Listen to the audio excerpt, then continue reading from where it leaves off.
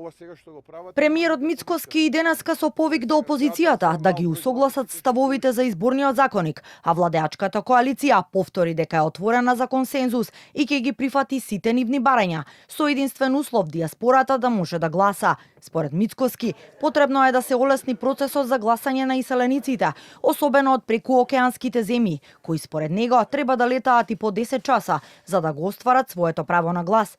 Премиерот очекува СДСМ, Левица, ДУИ и партиите на села и таравари меѓусебно да се договорат за една изборна единица, моделот на финансирање и поплаките, како што рече, изборниот законник да не биде жртва на дневно-политички театар.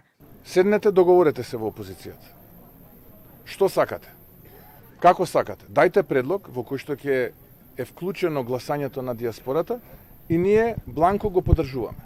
Само да биде содржано гласањето на дијаспората. Една изборна.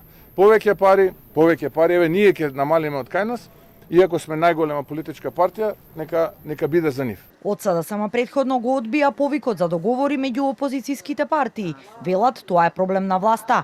Тврдат дека тие не се против гласање на дијаспората, туку против модел кој, како што велат, отвора врата за изборен грабеж. Од Левица пак денеска преку соопштение реагираат за, како што велат, обидите на ВМРО ДПМН да се представи како заштитник на дијаспората и тврдат дека не планираат да се откажат од барањето за една изборна единица.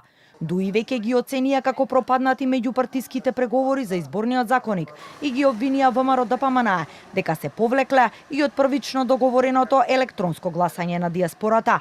Со оглед на различните желби, се помали се шансите во наредните денови партиите да најдат консензус за измените на изборниот законник, кои се засега единствената неисполнета од 10 реформи од јунскиот рок, кој стекува со грејс период на 15 јули, а од нејзината реализација зависат околу 4 милиони евра кои Македонија би ги добила од Европската унија.